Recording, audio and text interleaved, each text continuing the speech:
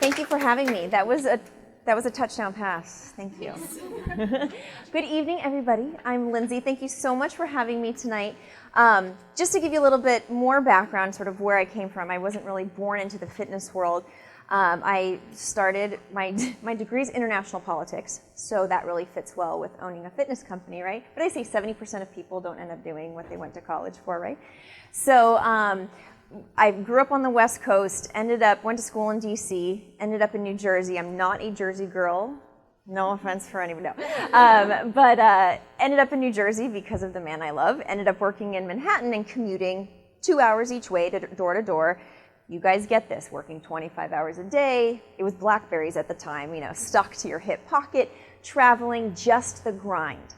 And I found that the challenge anymore wasn't the expectations of the job. It wasn't, middle management. It wasn't running a $32 million department. The challenge became the lifestyle. How do I manage this lifestyle? Because everything that was important to me kind of got sucked away with just trying to keep up with the day-to-day grind, the commuting, the traveling. I think I actually kept like a jar of peanut butter in my bottom drawer because I didn't want to take the time to go down the elevator or down across the street to go get a salad for lunch. And before you know it, the day is over, but the productivity wasn't even there. So it was just that lifestyle that I couldn't manage. So when I very unexpectedly left my job, I said, this is the time to really go back. And I knew I had a purpose and passion, and it really wasn't in the medical device and international politics and communications field. I said, I know that there's something else. I used to work in physical therapy, and as an athletic trainer, was always an athlete in my life, found so much empowerment through fitness. So anyway, started working as an at-home personal trainer, and I found that the clients I resonated most were those success-driven individuals. And their challenge wasn't so much like, okay, I can give you a great fitness program and I can give you a meal plan, but what's the real challenge? How to fit it in, and how to make it effective in the least amount of time possible. We're all about efficiency, consistency, and more importantly about sustainability. Because if we can't sustain something, we can be consistent with something for a little while, but if we can't sustain it, then what's the point, right? So a few things that I want to talk about today, and my goal is to give you some tangible golden nuggets, if you will. And I want to keep this an open forum. So I married an Italian, so I do this a lot, and I talk a lot. But please do not feel, interject. I want to make sure that you come away with some tangible takeaways for you. Chances are, if you have the question, 7 other people have the same question, so feel free to keep this open. I want to talk more specifically about some of the strategies of planning and preparing, like how to plan and prepare. Because people will say, oh, plan, but what are some of the strategies to do that? I almost said strategeries. Wasn't that a word that came out? That was Bush era word? Demystify workouts that really work for your goals. Goal setting, what I love sort of about the Next Jump, being here and doing the Next Jump Academy was sort of that goal-driven and very purpose-driven with everything that we do in our life beyond just the tasks at hand. But a lot of us don't even know how to set a goal. We set goals, but we don't necessarily set the right actions to achieve that goal. Apply nutrition strategies for the on-the-go professional. Understand the impact of chronic stress. Who's not stressed? Revisit your perspective of a healthy lifestyle and become a more educated and empowered advocate for your health. So that's kind of the rundown. Really startling fact, on average, the average American who begins a new job will gain 16 pounds in their first 8 months of their first sedentary job. 16 pounds in 8 months. And I think, sort of the quota that they suggest, I think is 10,000 steps a day. Does anybody wear a pedometer or a Fitbit or something?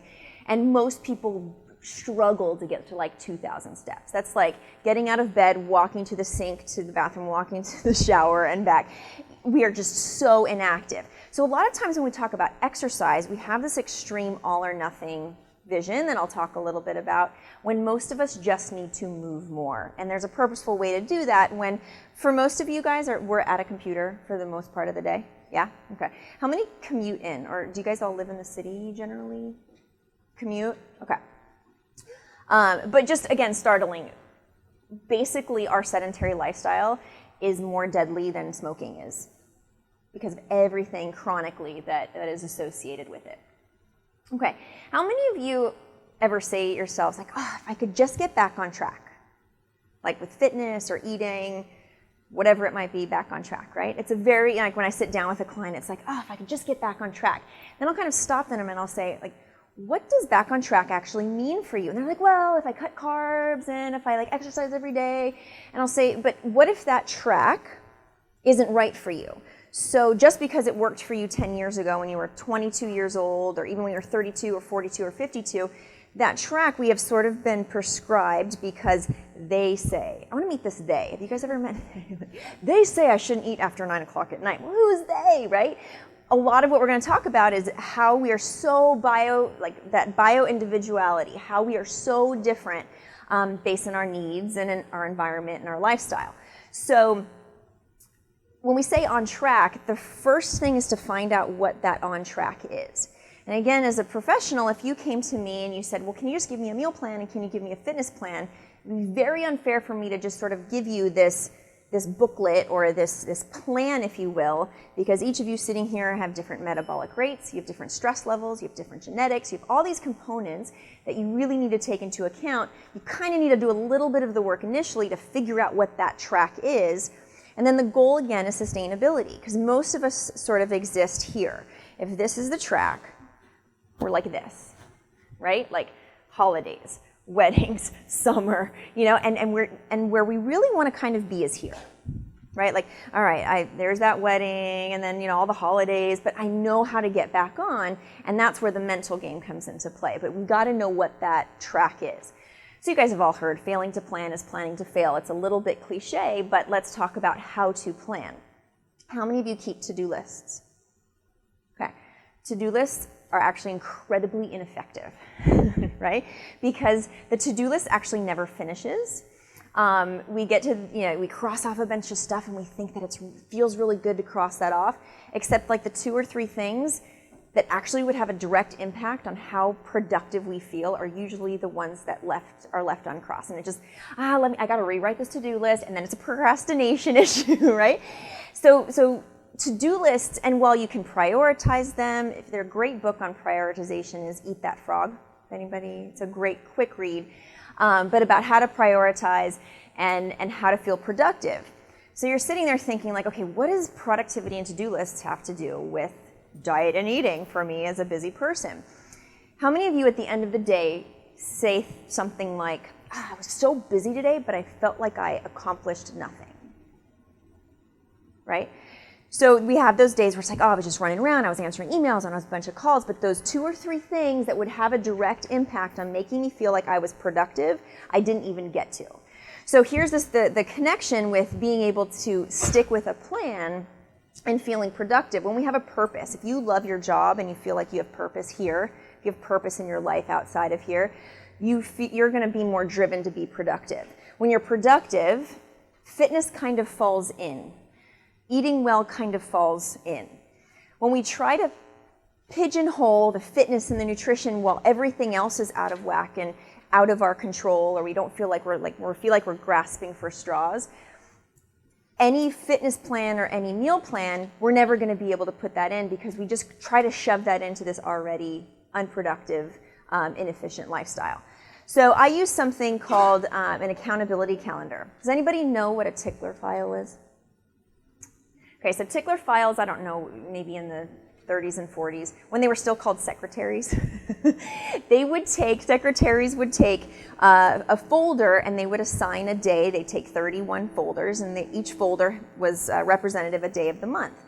And when something came in, a bill or an invoice or something that they had to respond to, they would take that and they would put it in the appropriate day that they needed to actually tend to that.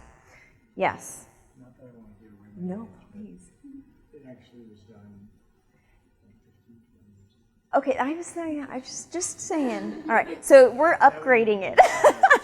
That's not that archaic. So kind of tickler file your own life. The to-do list becomes this really overwhelming, I've got to work out, I have to plan my meals, I've got to go to a meeting, I have to call so-and-so, I have to, whatever, and it just lists. Whereas if you were to take those 1 or 2 things, calendar it throughout your week. I like Sunday nights. Sunday nights are generally sort of like your get ready for school, right? You lay out your clothes, you get everything ready the next day. Do that for the week ahead. Sit down, say, all right, you know what, Monday I've got an early meeting. I'm not going to be able to get in my workout on Monday, but I can get out and I've got to commit to at least a 20-minute walk at lunch because I can come back and I'll feel more productive because I have an afternoon meeting. What we do sometimes is we so pigeonhole ourselves into, I have to work out 6 days a week. And I have to get to the gym every morning at 5 a.m. And then life happens. And you're tired and you're exhausted, right? And then Wednesday, you've done 6 a.m. on Monday and 6 a.m. on Tuesday. Wednesday, you're exhausted because you've shoved that into a schedule that wasn't really meant like week to week for that. And then you don't end up doing, you're like, well, I guess tomorrow. And then, well, Monday. Monday's always a good day to start, okay? So do it week to week. Look at what your real life schedule is, and then schedule in your 3 to 4 days or what have you of your fitness program. If you know that you're gonna be out late, know that you're gonna have to plan where you're gonna pick up for dinner. Just have that, be mindful and present for weeks at a time, like a week at a time. Just gives you a better grasp. That's where that all or nothing mindset is. It's like, I have to exercise 7 days a week. It's not sustainable, right? Accepting that life happens. That 80-20 rule. Has anybody heard of 80-20? 80-20 is kind of that magic, whether it's sales, whether it's relationships. 80% of the things that are most important is kind of, a lot of times is the stuff that we don't even pay attention to or that we don't think is as great of an impact. It's the 20% that it's like that occasional cake. I have one of my favorite examples of this was, I was working with a client. I said, so how did eating go over the weekend? She said, oh, well, I had a bite of my son's birthday cake. I said, first of all, you're lying to me. You had the entire slice, and chances are you were sneaking it. When everybody went to bed, you came down and bite by bite out of the refrigerator, you were eating a little bit more. She's like, oh, you know me so well. How'd you know that? I'm like, because I've done it too. And you should have had that birthday cake, right? It's your son's birthday, but you're letting every once in a while, you're letting the 20% become what consumes your life and spiral you out of control. It's 80% of our habits that we're doing 80% of the time that are having the greater impact. So that's your Monday through Saturday routine. Monday through Friday, our lives are generally different than Saturday and Sunday, right? So if we can find what that groove is for 80% of our day, 80% of our life, we're just gonna we're looking for consistency and sustainability. Does that make sense? So 80-20. My husband always teases me that my 20%. He's like, Lindsay, that 20% is getting a little big this week. Too many sweets. All right. Movement and fitness. Most of us just need to move more. How many of you have heard of high intensity interval training or HIIT training? Okay. Then we have like sort of the long cardio. Well, what's better? You know, what a lot of people, they'll just end up in the gym and I just don't know what to do. I don't have any structure, so I'm just going to end up on the treadmill. There's a lot of science that proves high intensity interval training, which basically is sort of like getting on a treadmill and versus doing 45 minutes to an hour of long steady state cardio for fat loss and muscle retention. And I'll show you in I think the next slide is doing interval training. You can do interval training. It doesn't have to be cardio. It can be strength-based. Most of us need just more strength training, working with weights, building muscle tone, especially after being sedentary for so long. But we're in that all or nothing mindset that more equals better. So I have to work out an hour or I won't work out at all. Or I have to get in my cardio, or I have to get that long, the more calories that I burn on that little screen, that means the more like the better that the workout was.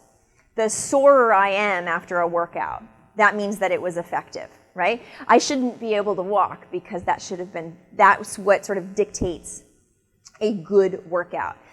And that's actually working against us in many ways because people will actually overtrain or they'll do too much. And again, we're looking for sustainability.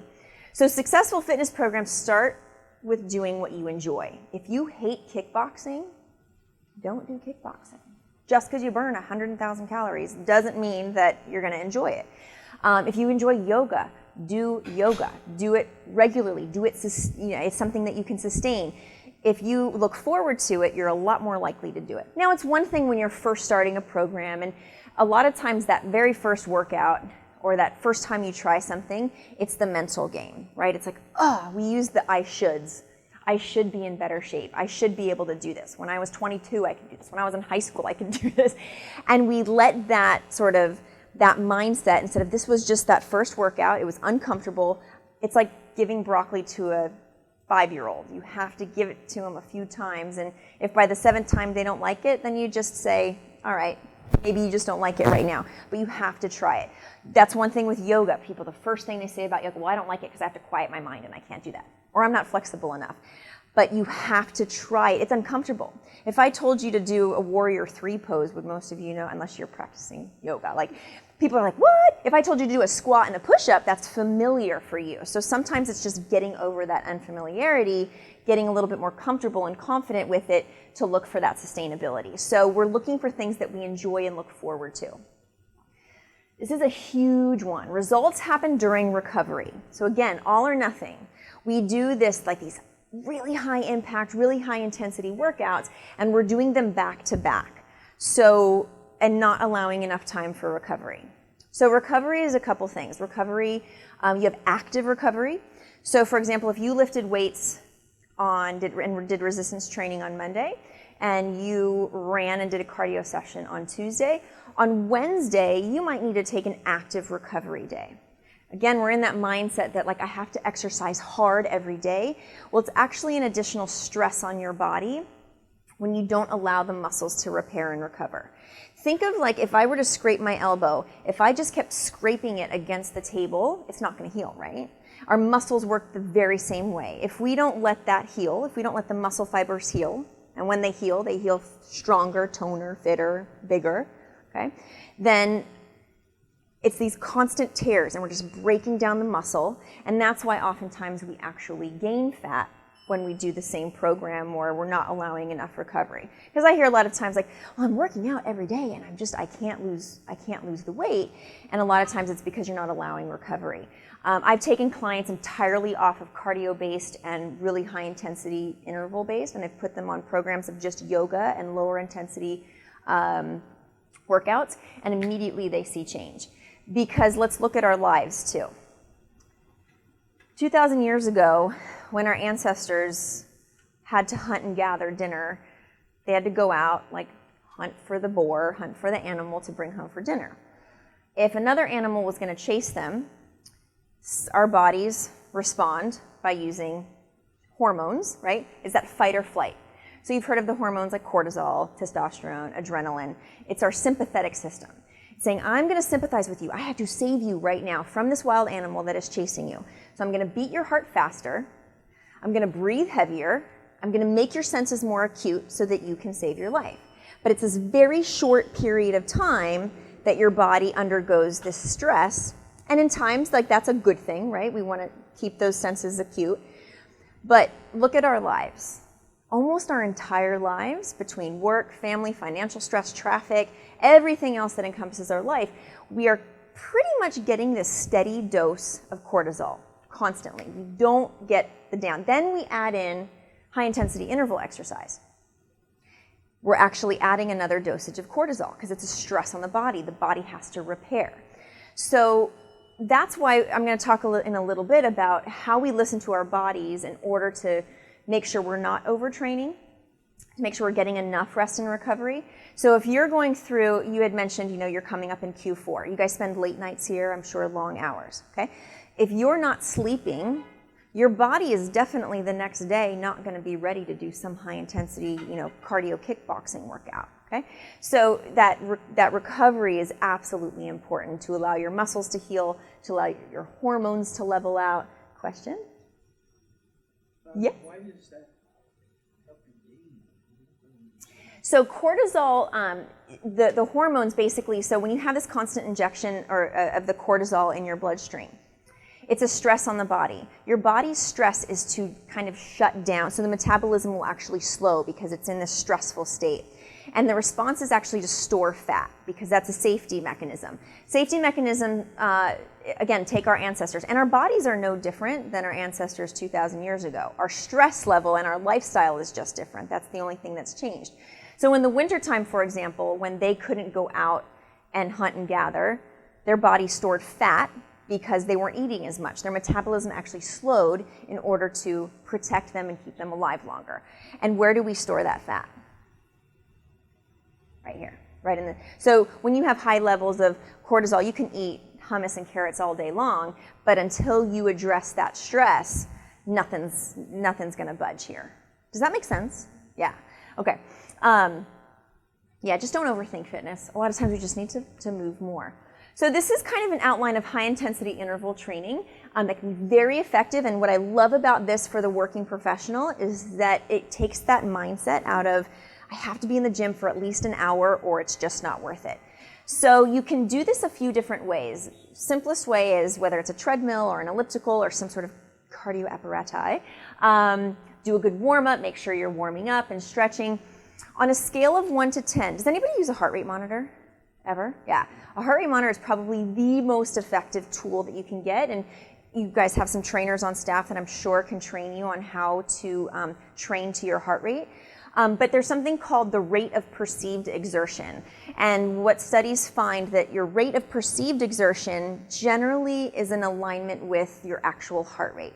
So if I were to ask you on a scale of 1 to 10, if I got you on a treadmill or outside running, and I made you sprint, and I asked you on a scale of 1 to 10, what was that exertion? Like, what would your perceived exertion be? 1 being, I just fell out of bed, and 10 being, I'm falling over and dying because you made me run so fast.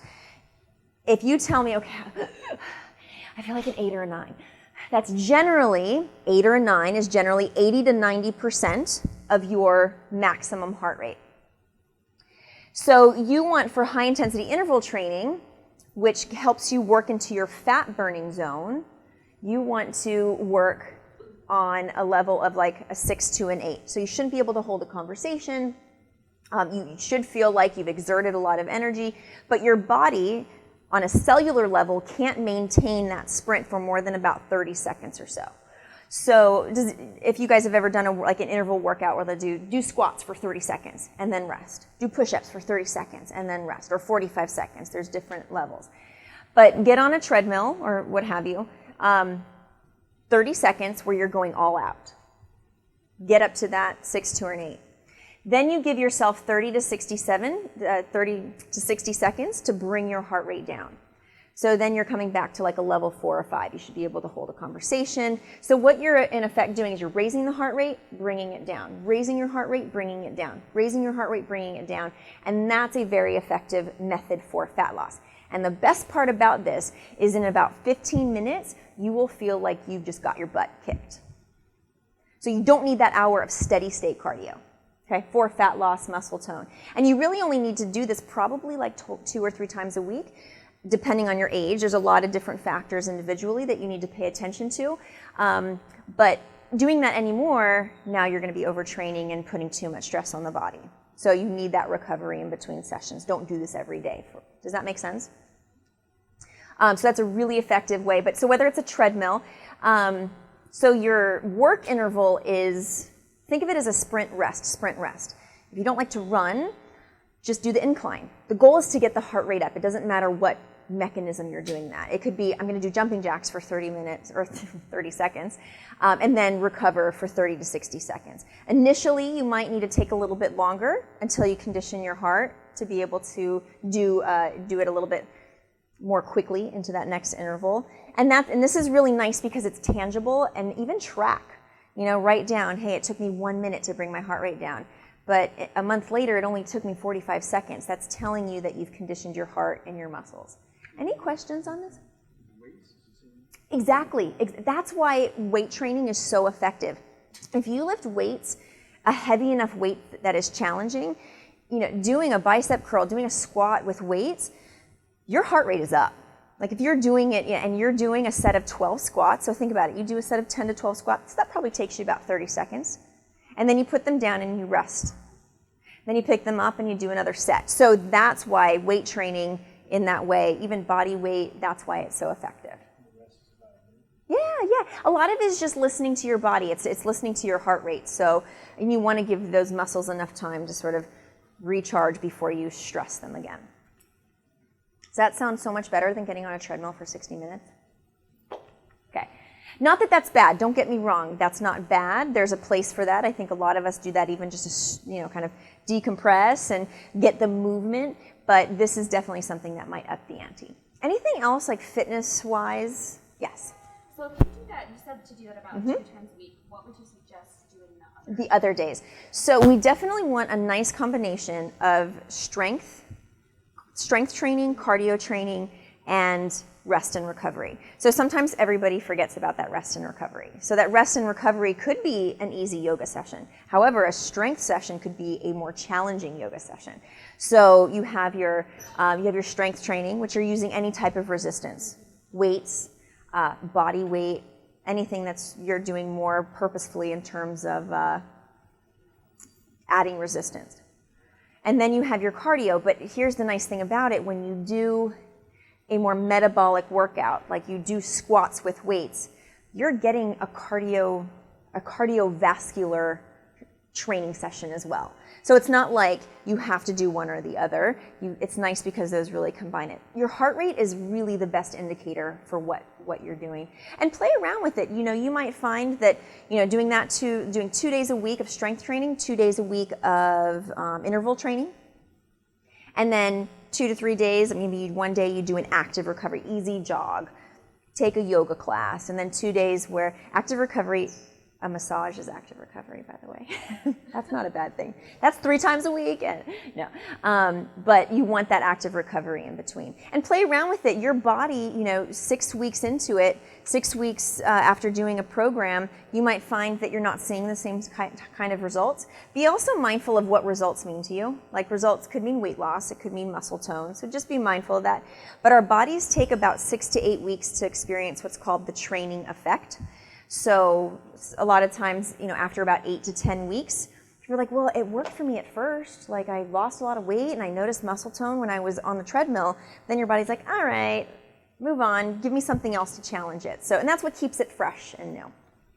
Anything else on fitness? Yeah. So is it correct to listen to our body? Oh, absolutely. Absolutely. Absolutely. Yeah. And any trainer that tells you anything different, it's one thing a good trainer needs to be able to watch your biofeedback before you even realize it. So to see where you're fatiguing, it's one thing we want to motivate you, right? You want to be motivated to do that little bit more just to challenge yourself. And that's where without challenge, there's no change.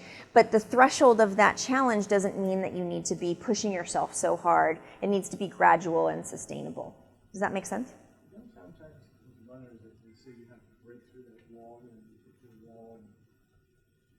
Stop it. You shouldn't.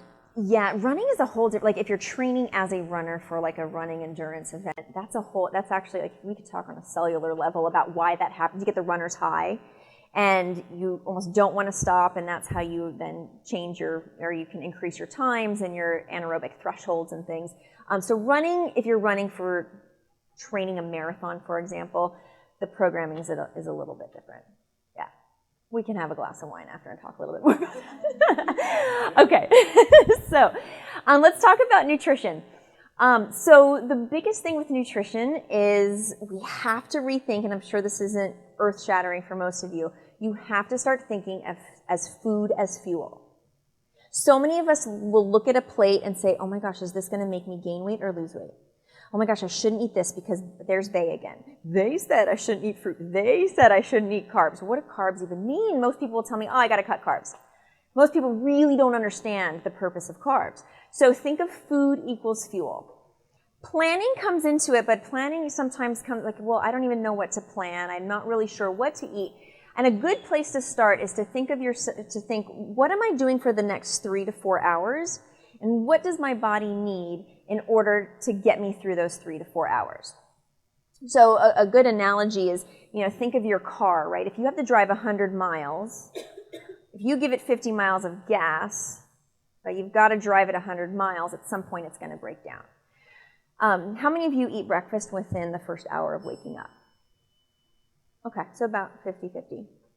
How many of you right around 3 or 4 o'clock are like heading to the coffee machine, like hit that wall, right? And there's a reason for that. There's an absolute reason for that. A couple of different things I'll talk about in a second. But let's start making connections. So many of us think up here, like we have to just get out of our heads, right? We overthink, we try to be a nutritionist, we try to figure it out based on all these things that we've read or what we've been told, and we stop listening to our body. So we've been told for a long time that everybody should eat small meals, right? Every 3 to 4 hours, everybody should eat small meals. Okay, if you have metabolic resistance or insulin resistance, which again is a whole other conversation, but a lot of people, that might be good because they have those, that need for food more often. Some of us just need to eat 3 square meals a day. Some of us might just need to eat 2 square meals a day. And this has kind of been a revelation for me because coming into the fitness industry, that's just what you're told, right? Is that kind of what you were? It's like yes. 3 every couple hours, keep the nutrition, which it makes sense, right? When you think of like the metabolism, it's like stoking the fire. Like I just want to keep that fire even keel. But everybody's fires are lit differently. So that's where listening and really paying attention. And something I like to, one of my colleagues came up with, which I think is a great cue, is keep your heck in check. I wish I had imagined my whiteboard. HEC, keep your heck in check. Hunger, energy, and cravings. Hunger, energy, and cravings. So people use the scale to determine whether or not their food and their fitness program or what they're doing is working or not working for them. Or they just cut calories or they count calories, and it just becomes really obnoxious. Like your minds are crazy enough. Let's stop the counting. Hunger, energy, and cravings.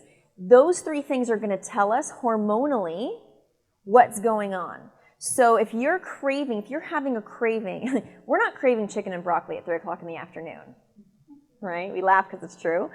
We are craving sugar, junk, caffeine, the quickest possible way to get energy. Why? We're probably lacking sleep. We didn't eat enough earlier in the morning to keep us sustained throughout the day. Other stressors are in our life, right? We've overtrained, we've worked out and haven't replenished enough. So every day if you're getting those 3 to 4 o'clock cravings, it doesn't mean you're a bad person or you don't have willpower. I'll talk about that in a second. It probably means we need to look at what are you doing or not doing either earlier in the day, or are you not getting enough sleep, or what's going on in your life? Like are you on a tight deadline? Like are there other things in your life that are triggering that late afternoon binge, if you will? Those are the things we need to tune into. When are you hungry?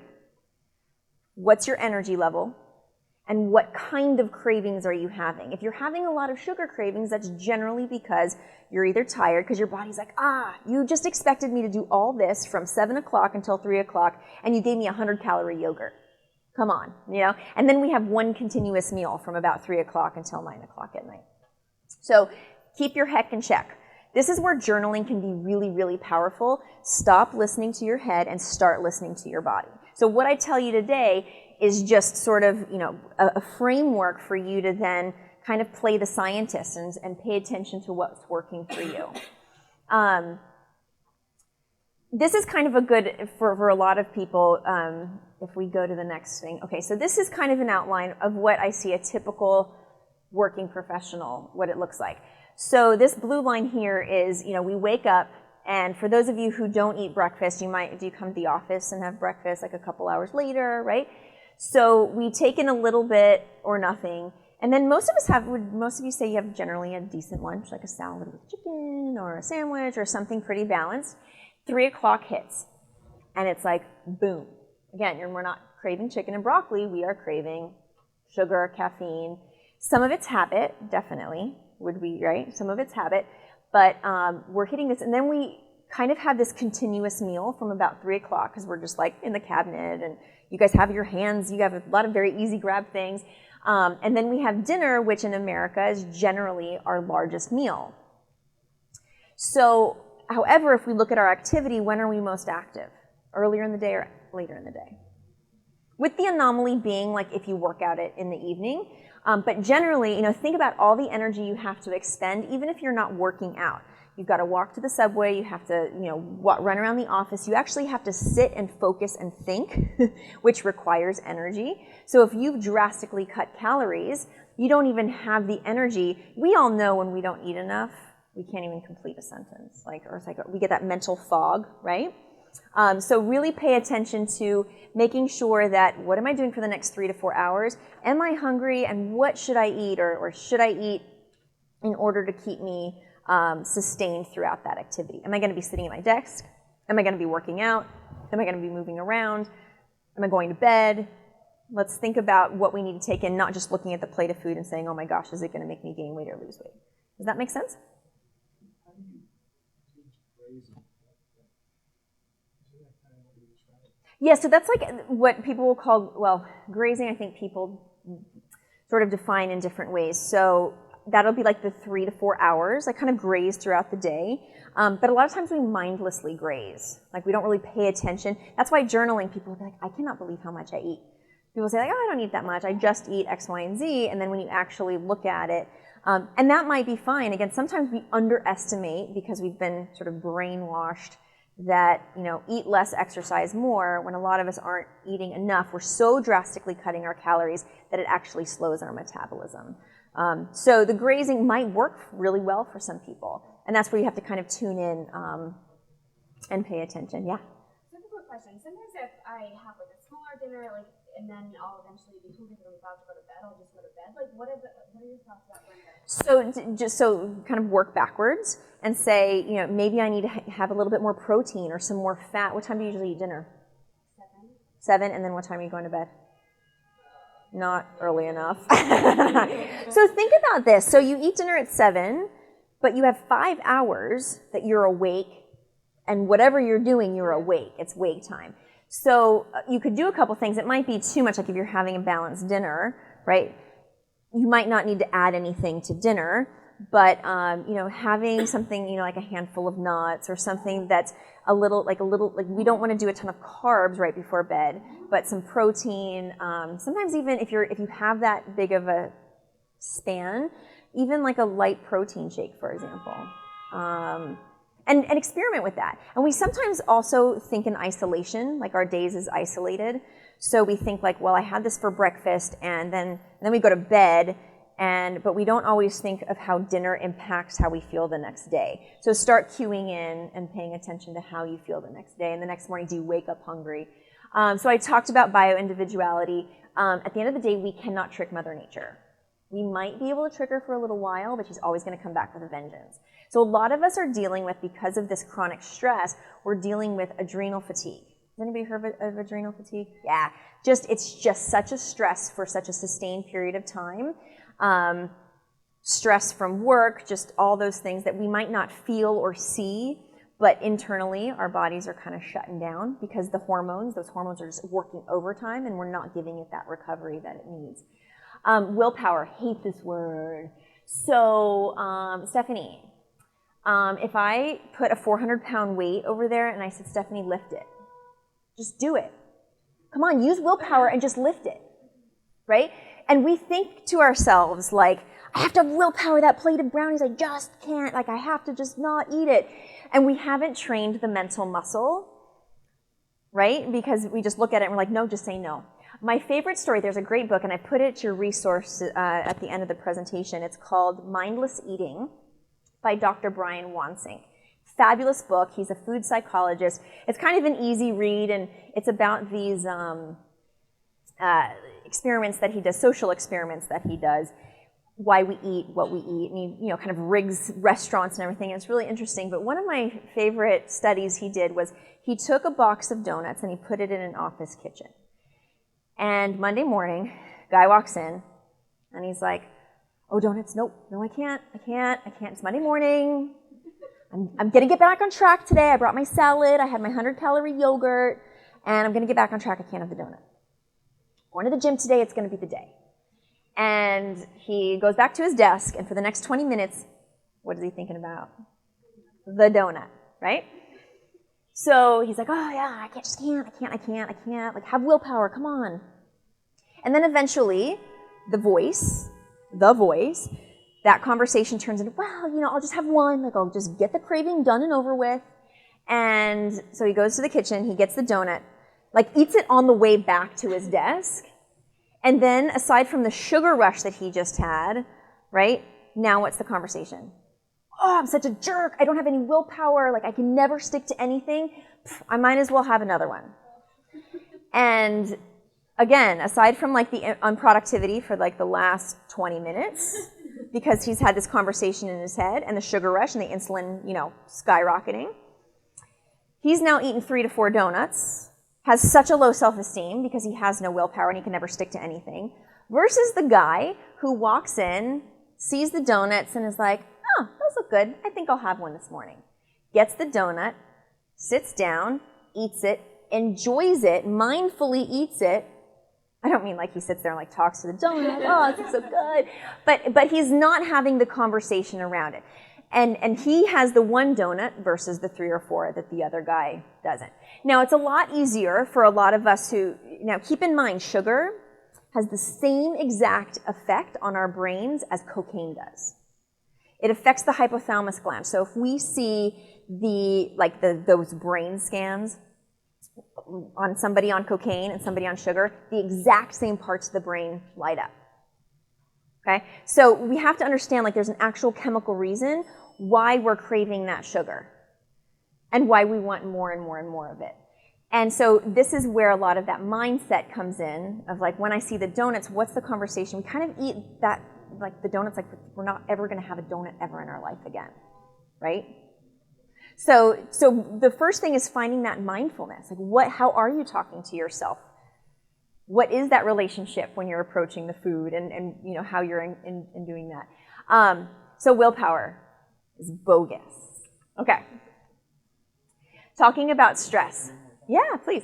No, I told you to interrupt me. So, see, I sometimes will say no to myself because if I don't, then I kind of spiral down the slope of doing more and more things I should. Yeah. In other words, it's like, okay, I messed up. You're the guy that eats the 4 donuts. Or it's just like actions. Right, but I guess what I'm saying is that I sort of attribute that to having or not having a little willpower. So here's the difference between willpower and training the mental muscle. So all of you are working professionals, right? When it comes to your professions, is failure ever an option? No. Like, do you ever even think of failure? Like in the sense of like you have a deadline, like you're going to meet it because you have to. And you've trained yourself professionally to think like, okay, if this didn't work, then I have to come up with some other way to get to the same, to meet that deadline. We've trained the mental muscle to get to that point, to succeed, right? So we sort of have this like Jekyll and Hyde personality. In our professional lives, most of us like are driven and we're very confident and we're focused. Yet in our other life, when it comes to food and relationships and all of those things, we kind of have a weak mental muscle. So the way I strengthen my bicep is I do repetitions over and over and over again. I use a little bit of a heavy weight so I get stronger, I gain endurance, but I have to practice repetition. So, and I'm going to tie this back in, I promise. So a great example, and I don't mean to turn this on me, but this showed me the power of mental toughness and mental strength. So when I was pregnant, I was about 4 or 5 months pregnant, and my father, who I love dearly, came to visit me for a weekend and ended up staying for 6 months after a quadruple bypass and valve replacement surgery. So meanwhile, I'm trying to run a business. I have this child growing inside of me, and I have this father who I love, but I'm schlepping back and forth to Philadelphia, in and out of hospitals. And I told myself, I said, okay, you know what? Stress anymore just doesn't affect me. This is impacting this child that will soon be here, right? The only thing I did during pregnancy was 2 times a week I did prenatal yoga. And our yoga instructor used to make us put our hands out for 2 minutes and hold them up there. 2 minutes is a long time. It's a very long time. And what she was doing, she was training us mentally to prepare for labor because contractions are 2 minutes. And she would kind of yell at us, and she's very yogi, right? She'd be like, you can put your arms down, but you can't stop a contraction, right? So, and she wouldn't play music, and we'd get like, you'd sit there and be like, oh, I hate her, but she would remind us, like, you can put your arms down, but you can't stop a contraction. So what I learned, I kind of told myself, I said, how can I get through this? Because all I'm thinking about how tired and sore my arms are right now, that's all I'm thinking about, which is making the time go a lot slower. So I said, I've got to somehow get my mind off of it. Now, the human mind can only capacitate one single thought at a time. Try to think two things at once. Try it.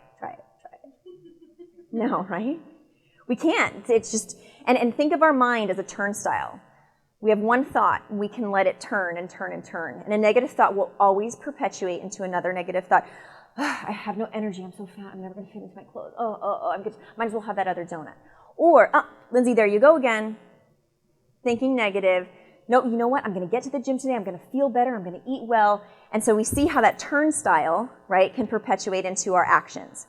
So as what the two words that I would focus on, does anybody meditate? You don't have to raise your hands, but meditate or use positive affirmations or mantras. I used to think that was kind of a bunch of hooey until I was pregnant and my arms are shaking and I'm like, I'm strong, I'm patient, I'm strong, I'm patient, I'm strong, I'm patient, I'm strong, I'm patient. Those are the reps. I'm building my biceps, I'm building my mental muscle. And I would do it at red lights. I'd be like, I'm strong, I'm patient, I'm strong. Whenever I found myself like, I'm strong, I'm patient, I'm strong, I'm patient, I'm strong, I'm patient. During labor, on my way to the hospital, I'm like, bring this on. I had like my game face on. It's like I felt like I was prepared for the biggest competition of my life. I wasn't afraid. And I went in, and the minute I started thinking, right, because labor's long and it's not really fun, but I would start thinking like, when is this going to be over? This is so painful. Lindsay, I'm strong, I'm patient, I'm strong, I'm patient, I'm strong, I'm patient, I'm strong, I'm patient. Come on, when is this going to be over? I'm strong, I'm patient. But most of us don't even catch those thoughts because we've trained our mental muscle so far to, like, every time I see that plate of donuts, well, I'm a chocoholic. I have to have chocolate every time I see it. I'm a cheese person. Is anybody a cheese person? Or like a pasta person? So you basically like pigeonhole yourself that anytime there's a plate of cheese, not only will you just enjoy it, right? You will eat the whole platter because now you're the cheese girl, right? So we've conditioned, you've strengthened that muscle to just convince yourself. And we use words like cheat. Like, I'm going to cheat on that brownie. If you cheat on your taxes, you go to jail. If we cheat with a brownie, how do we punish ourselves? I'm going to work it off at the gym. Well, I had one, I might as well just have another one. So we inherently punish ourselves for these habits because we're not even catching ourselves in that mindset and in that thinking. So my challenge would be is like when you have those moments of like where you think you need willpower, instead of just trying to overcome it, because that's going to last you not very long. That's me telling Stephanie to lift the 400 pounds, right? Find that thing that resonates with you that just makes you feel, I'm strong, I'm patient, I'm resilient, I'm worth this, I'm healthy, I'm strong. Whatever resonates with you, and the power of that, it's pretty incredible because now you've trained yourself that you don't have to be weak. Whether it's food, whether it's relationships, whether it's professionally, that's the mental muscle you have to build. So again, everybody's like, what? I thought we were going to get recipes and stuff tonight and fitness workouts. So do you see that I could talk all night long, and I'd be happy to give you recipes and food ideas, and I hope I gave you enough tangible things for your fitness programs, right? But until we train this mental muscle, we will always be victim to our metabolism. We will always be victim to like what's the next hottest fitness program. So it's that mindfulness that is so, so important. Make sense? Questions? Yes. Yes. Mm-hmm. So number one, you have to recognize that you're even thinking it, right? Because there you go again, like telling yourself that I'm not worth it or that I can't do it. And this isn't even just when it comes to food and your weight and how you look, but when you're going into a review with your boss and you're like, I'm going to get this on right. Number one, recognize it. And number two, come up with that word, that mantra that makes you feel so, almost like Teflon. Like nothing's going to let me down. And at first it's going to feel really awkward. I'm strong, I'm patient, I'm strong, I'm patient, right? It feels really awkward, but it works. But you have to train it. Like at first doing a bicep curl, if you haven't done it for a long time, it doesn't feel so great. But after you rep it and you're confident that, it's going to get you somewhere, It's training the mental muscle. Does that make sense? Yeah. I also just want to see if Boston or San Francisco, because I know they're dialing in. Do either of the offices have a question? I just want to give you guys an opportunity to ask. They're meditating. That's what they're doing over there. They're doing their mantras. Oh, do we not have speakers? Well, if you do have a question, email them to me because we can't hear you. It's elite. Thanks, guys. Yes. So I came a little late. I apologize. That's okay. Did you talk about sugar? A little bit, which I'd be happy to go into more if you want. I put my daughter on a sugar diet. She's really upset. And so I started making these brownies made of avocado and Yep. honey. And she's really upset. She keeps saying, Mommy, you've got to keep trying. You've got to keep trying. Can you find me better brownies? But so what are the things that we could add to her diet that are not sugar? So like not like added sugar and Sugar. So yeah. Is like honey okay? Yeah, so you have your good, better, best. So I'm just such a big fan, like I married an Italian. If I invited my Italian family over for Sunday dinner and gave them whole grain pasta, I think they would like excommunicate me from the family. So, but what's so great about all these things that we have at our disposal now, like the alternatives, so you can find coconut palm sugar very easily now. So there's always going to be a good, better, best. Sugar is sugar is sugar, right? So fruit sugar is still sugar. Is it better than granulated white sugar? Absolutely, but we still need to moderate it. But if we're like doing baking, I call it sort of like crowding out. So if I tell you, maybe watch the dairy in your diet. Dairy is a huge trigger for most of us. So if you're having like a latte or yogurt or cheese and you get kind of that mental fog later in the day, a lot of times it's dairy. And because of the lactose sugar in particular. So great alternatives, honey, especially local honey, they connect it with sort of averting allergies and good for the immune system. Maple syrup is a good one. I'm not a huge fan of agave nectar because it's very processed. It's highly processed. Not Truvia, stevia. Truvia is a brand, but again, that's a little bit of a more processed. But stevia, you can use the drops. Again, some people have a funny reaction to stevia just because of the taste. Coconut sugar is a great alternative, and that's more of like the sugar. Have you ever tried that, the coconut sugar? I love it, But not for her? Enough? So maybe you could do like a combination, like a little. Are you just trying to take her off of like white? I know. It's really, I see it with my 2.5-year-old. He knows where the cupcake place is. Yes. It's like you're on a conference call Yep. and she's like over there and you're like, okay, lollipop. Yep. Be quiet for 2 minutes. Yep. Doing things like, well, even adding the chocolate chips to it, like doing that kind of stuff might, and maybe it's just a weaning process too. So maybe use it and then just gradually take it out. Because I think you came in right when I was saying like, it's an actual addiction and we need to recognize that. It's an actual addiction. And then compound it with the fact that we're underslept, overworked, overstressed, which is our body screaming for more quick energy. So does that help? But maybe try weaning. That might be a good way. So I could go on kind of for an hour about dairy. Okay, so dairy, most humans are actually lactose intolerant. We're the only mammals on Earth that consume another animal's milk. Okay, so a lot of times, you have people who are like outright lactose intolerant. They get violently sick. But for most people, especially now that dairy is it uses so many hormones, and even if you use organic, it's just maybe not necessarily as pure as it is. But pay attention to how you respond to it.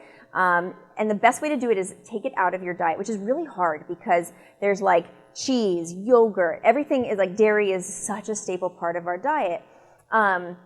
But give it at least 2 weeks if you can eliminate. But here I go again, like I'm telling you, like take dairy out of your diet. There's so many great alternatives to dairy now. So coconut creamer is a great, like if you put cream in your coffee, almond milk.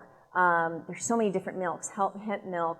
Soy, you need to be a little bit careful with soy products, but the dairy, and then when you put it back in, I know for me, Greek yogurt is sort of the second best thing to add in, just to get kind of a test. I used to love and go full fat. I know that's kind of an earth-shattering thing. But think about this. When we make something skim, we take the fat out of it. It goes through a process.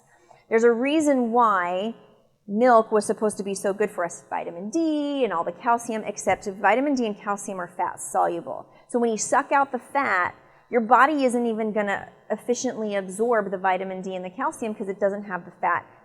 That's why milk is milk, right? It's kind of something else when you take the fat out of it.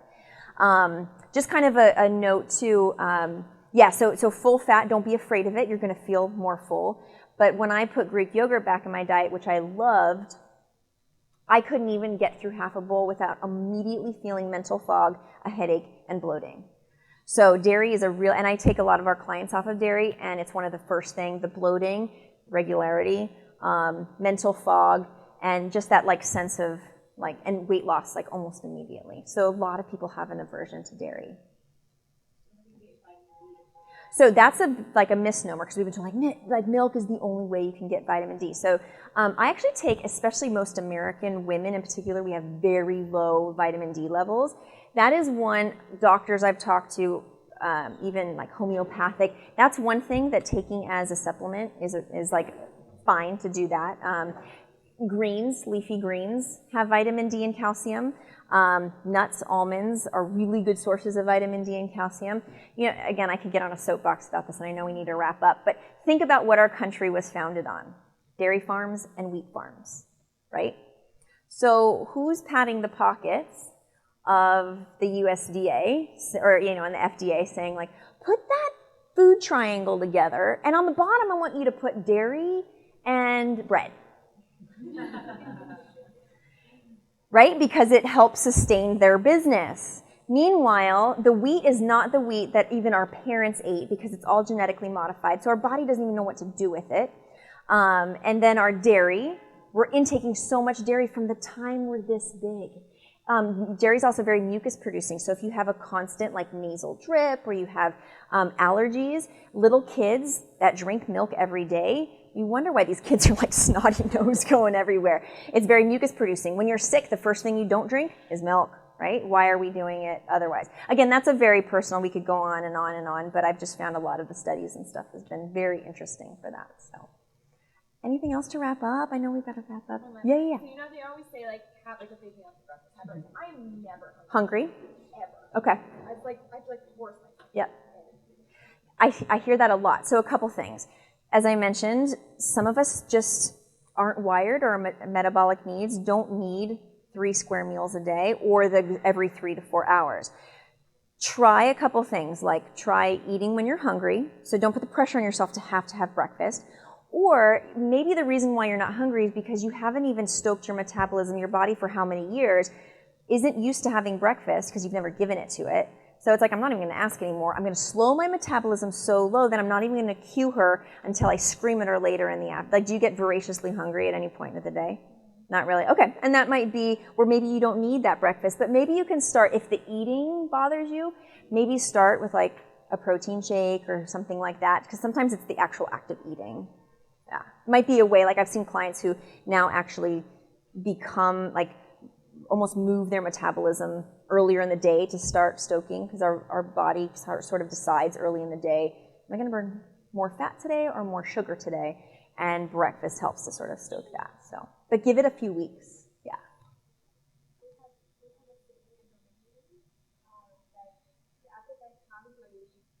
It's true. Does anybody experience that? They're like, the more I eat, the hungrier I am, right? And that might not necessarily be a bad thing. But you just have to listen, keep your heck in check, hunger, energy, and cravings, right? Tip of the day. Thank you so much. Thank you, everybody.